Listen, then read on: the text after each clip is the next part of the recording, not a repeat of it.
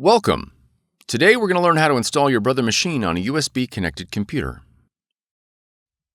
This video will cover multiple models and operating systems. Even though your machine may not match the model on the screen, the overall process will be the same. We will begin by connecting the machine to your computer with a USB cable. Cable lengths of over 6 feet are not recommended. Verify that your machine is powered on.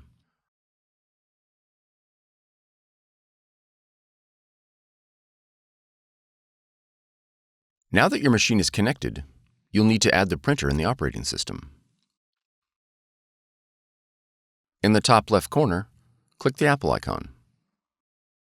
Then click System Settings. Next, click Printers and Scanners.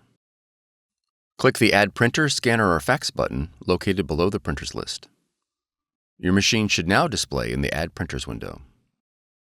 Select your Brother machine from the list. Then click Add. If your machine is not found, it is most likely due to an error in device discovery protocols. You'll need to reboot your computer and the Brother machine and attempt device discovery again. Once added, your Brother machine is ready to print. If your model features a scanner, you'll need to download the Brother iPrint&Scan app in order to scan to your computer.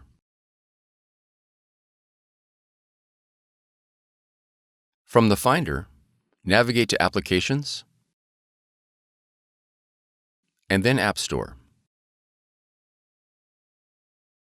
In the search box, type Brother iPrint&Scan. Then press Enter.